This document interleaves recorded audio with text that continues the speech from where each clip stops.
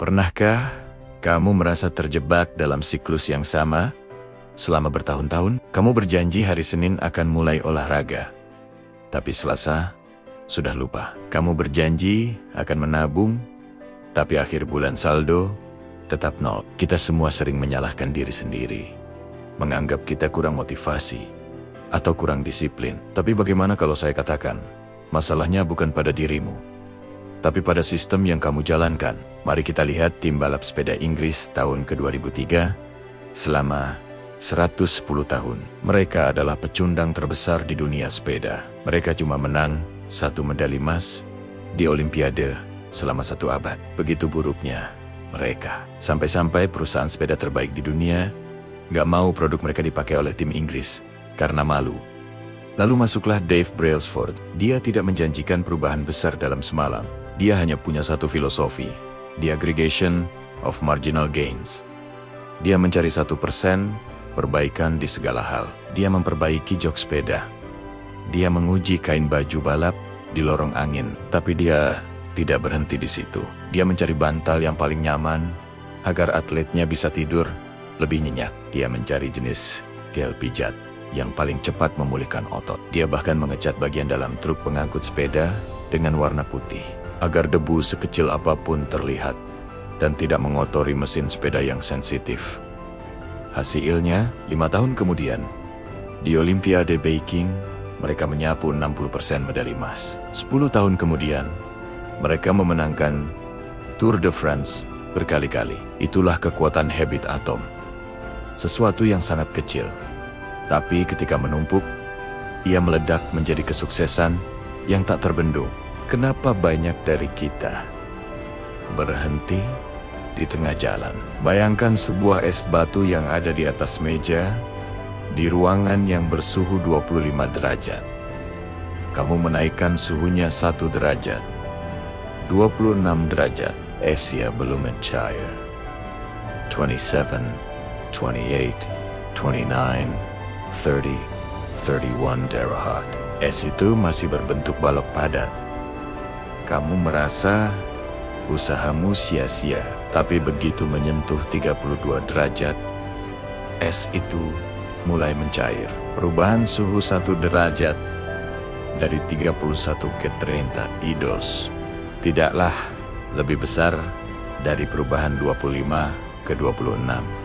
Tapi itulah titik puncaknya. Dalam membangun habit, kita sering mengalami apa yang disebut James Clear sebagai the valley of disappointment atau lembah kekecewaan. Kamu merasa sudah bekerja keras selama 1 bulan, tapi perutmu belum six-pack. Kamu sudah belajar bahasa asing 2 minggu, tapi belum bisa ngomong lancar. Disinilah 99% orang menyerah. Padahal usahamu tidak sia-sia. Itu hanya sedang disimpan. Perubahan besar baru akan muncul setelah kamu melewati ambang batas tertentu. Lalu, gimana cara kita membangun sistem itu? James Clear memberikan kita 4 hukum sederhana, tapi mematikan. Hukum 1, jadikan nyata, make it obvious. Otak kita adalah mesin pengenal pola. Masalahnya, banyak habit kita yang terjadi secara otomatis. Kalau kamu mau mulai minum lebih banyak air, jangan cuma berniat. Taruh botol air di atas meja kerjamu, di samping tempat tidurmu, di dalam tasmu. Jadikan stimulus itu berteriak di depan matamu. Gunakan teknik habit stacking. Setelah saya habit lama, saya akan habit baru. Contoh, setelah saya menyeduh kopi pagi, saya akan menulis 1 kalimat di jurnal. Kamu menempelkan kebiasaan baru pada sesuatu yang sudah pasti kamu lakukan. Hukum 2, jadikan menarik, make it attractive. Kenapa kita bisa betah main game atau scroll TikTok berjam-jam? Karena ada lonjakan dopamin. Untuk membangun habit baru, gunakan temptation bundling. Kamu hanya boleh menonton serial Netflix favoritmu sambil jalan di atas treadmill. Kamu menggabungkan sesuatu yang perlu dilakukan dengan sesuatu yang ingin dilakukan. Hukum 3, jadikan mudah, make it easy. Hapus semua hambatan. Kalau kamu mau lari pagi, siapkan baju lari dan sepatumu tepat di samping kasur sebelum tidur. Gunakan aturan 2 menit. Jangan berniat lari 5 km. Tapi berniatlah pakai sepatu lari dan keluar rumah. Kalau kamu sudah mulai, biasanya kamu akan lanjut. Yang paling berat adalah memulainya. Jangan mencoba menjadi sempurna.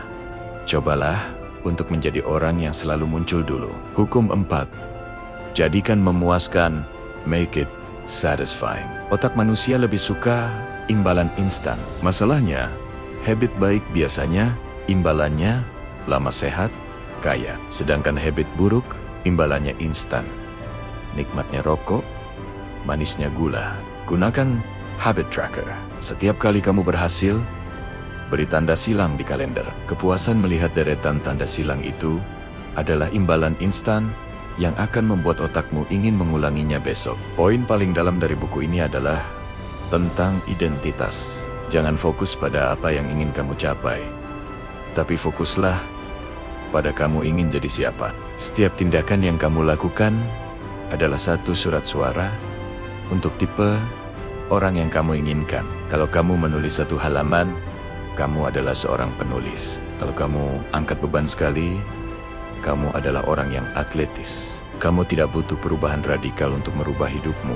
Kamu hanya butuh memenangkan suara mayoritas dalam dirimu setiap hari. Sukses bukanlah tentang memenangkan satu pertempuran besar, tapi tentang memenangkan ribuan pertempuran kecil yang tidak dilihat orang lain. Jadi, satu hal kecil apa yang akan kamu ubah hari ini?